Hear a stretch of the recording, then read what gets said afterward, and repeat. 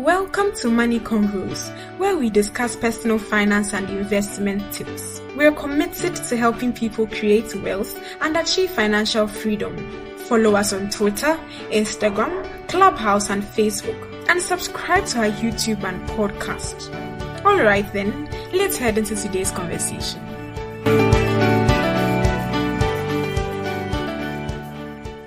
Hi, and welcome to today's episode. I'm so glad you are here because we are diving into a topic that's so important if you are thinking about growing your money: investing. We hear about it all the time, but let's be honest. For many people, it still feels confusing or even intimidating. Maybe you've heard words like stocks, bonds, mutual funds, treasury bills, or ETFs, and thought, well, that's for people with a lot of money. Or what if I lose it all? That fear is real, and so are the misconceptions. But the truth is, investing is for everyone, no matter your income level or background. And when you understand how it works, you will feel much more confident getting started. In this episode, we will focus on the more traditional types of investments, the kind you typically access through a bank or a licensed investment firm. We are talking stocks, bonds, treasury bills, mutual funds, and ETFs. We won't get into real estate, gold, or crypto in this episode. Those will come in a future one. So let's start at the foundation and build up. Let's begin with the basics. What exactly is investing? In simple terms, investing means putting your money into something, whether it's a business, a government loan, or a fund, with the hope that it grows or earns you more money over time. It's about making your money work for you. Now, investing comes with risk. That just means there's a chance things won't go exactly as you planned. Maybe your returns will be delayed, or the value of what you invested in drops for a while. That's normal, and it's part of why understanding the types of investments and your comfort level is so important. There are two key principles you should know early on. The first is compounding. Compounding is when your money earns returns, and then those returns also start earning returns. The longer your money is invested, the more powerful compounding becomes. If you are trying to reach, say, 1 million cedis in 20 years, you need to invest much less monthly if you start now than if you wait 5 or 10 years to begin. Every 5-year delay almost doubles the amount you need to invest each month to reach your goal. You can find a sample compound interest calculator in the show notes, or use a simple app like the Easy Calculator on App Store or Play Store to see this for yourself. The second principle you should know is diversification. That simply means not putting all your eggs in one basket. If one investment drops, others might hold steady or go up, and that balance helps reduce your overall risk. Let's move into the first major type of investment: stocks. What are stocks? Well, a stock represents ownership in a company. When you buy a stock, you own a tiny slice of that business. If the company does well, the value of your stock can go up. If it struggles, the value of your stock can go down. There are two main ways you can make money from stocks. Number one is capital appreciation. That's when you sell your stock at a higher price than what you paid for it. The second one is dividends. These are cash payments some companies give to their shareholders from their profits. It could be quarterly, it could be semi-annually, it could be annually. But stocks aren't without risk. Market volatility, meaning price swings, is common, and prices can be influenced by the economy, by politics, or even by news headlines. Also, a company's poor performance, leadership changes, or declining industry trends can hurt its stock value and hence affecting your investment value. So to the main question, who are stocks good for? Well, in our opinion, stocks are best for long-term goals, not short-term needs like next semester's tuition or next year's rent. They're especially great for younger people who have time to ride out the ups and downs of the market. Stocks are also good for people who can tolerate a little bit of risk in exchange for higher growth potential. If you don't mind seeing your account balance bound around a bit, knowing that you are investing for the long haul, stocks could be a good fit for you. Next up, bonds. What are bonds? Well, a bond is a loan, but you are the one lending the money. Simply put, when you buy a bond, you are giving your money to a government or a company or a local authority, and they agree to pay you interest over time and return your money to you at the end of the period. There are a few types of bonds to know. There are government bonds, which are considered low risk and very stable. There are also corporate bonds, which are issued by companies, but because there is more risk with companies, they usually offer higher returns than government bonds. And then there are municipal bonds issued by local government authorities, which sometimes come with tax benefits. Now, here's how bonds work. You get regular interest payments called coupons, and when the bond matures, you get your original amount back. But not all bonds are the same. Some pay back parts of your principal early. Some are very liquid, meaning you can sell them if you need the cash. Others are also very harder to get rid of. So always ask about the features of the bond before you invest in it. And of course, there are risks. Credit risk means the issuer, which is the government or the company, might fail to pay you back.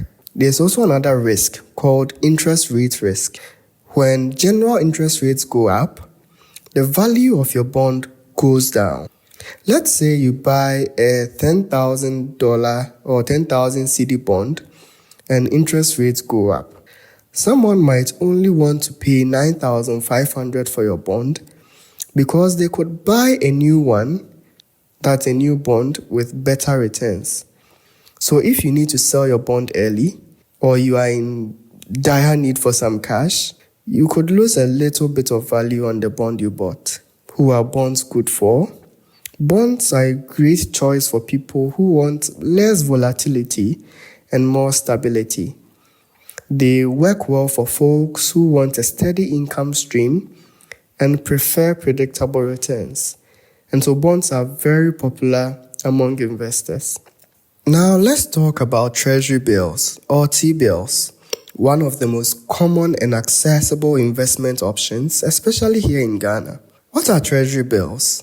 Well, treasury bills are short-term loans you give to the government, usually 91 days, 182 days, or 364 days.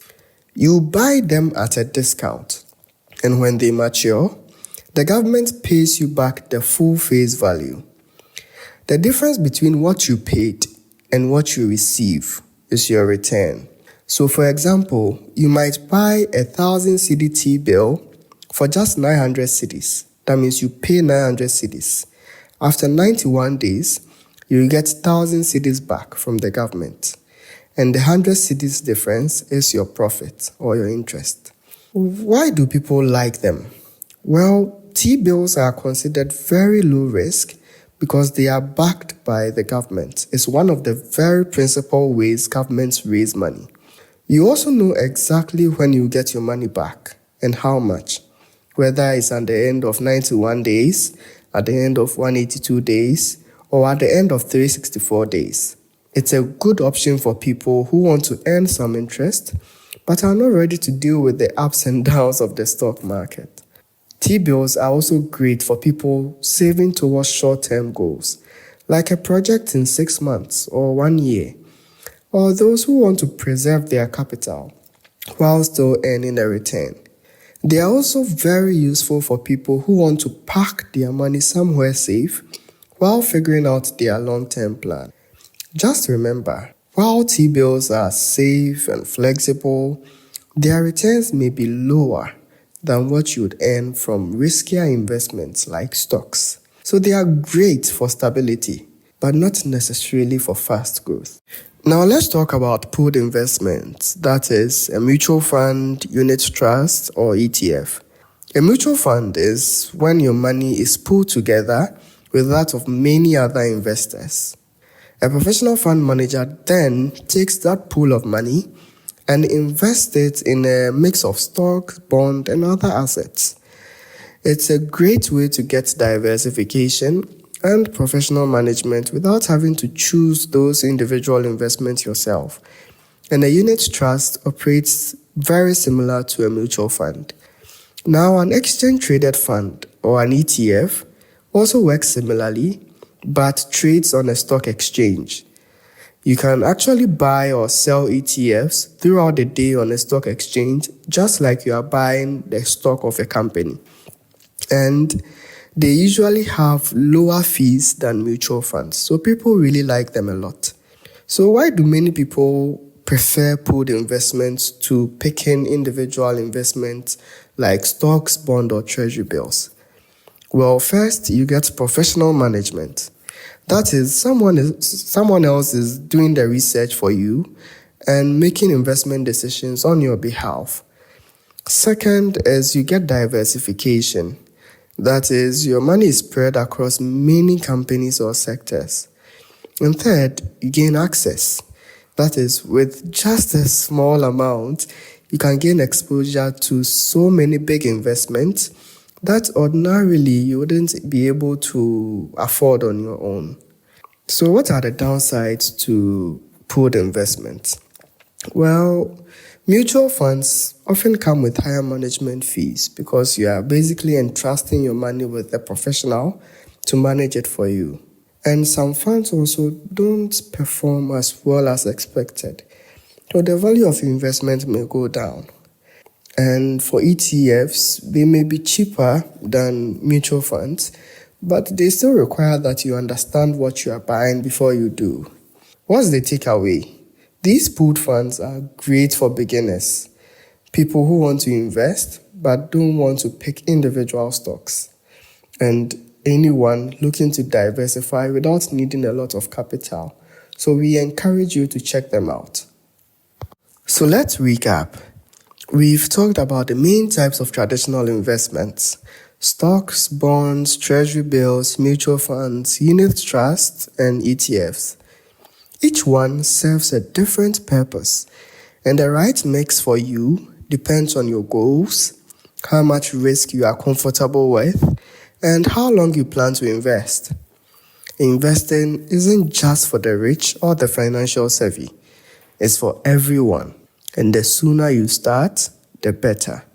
Remember, the goal isn't perfection, it's progress. Start small, be consistent, ask questions, and most importantly, take your time to understand what you are investing in.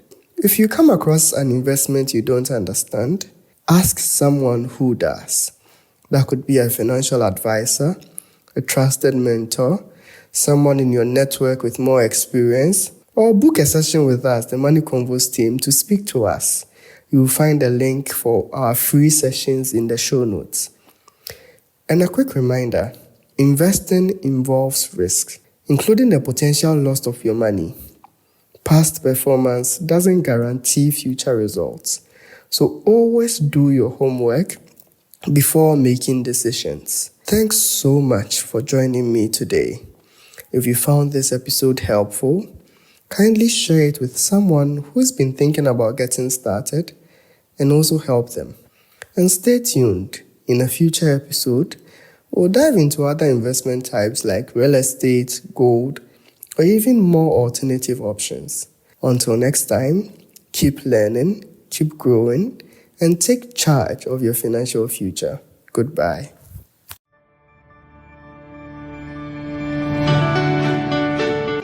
Thank you for taking the time to listen to our thoughts. I hope you learned a thing or two and start practicing. Don't forget to follow us on Twitter, Instagram, Clubhouse and Facebook, and subscribe to our YouTube and podcast. Do tell a friend about Moneyconvos so we all become wealthy together. Talk to you soon. Bye.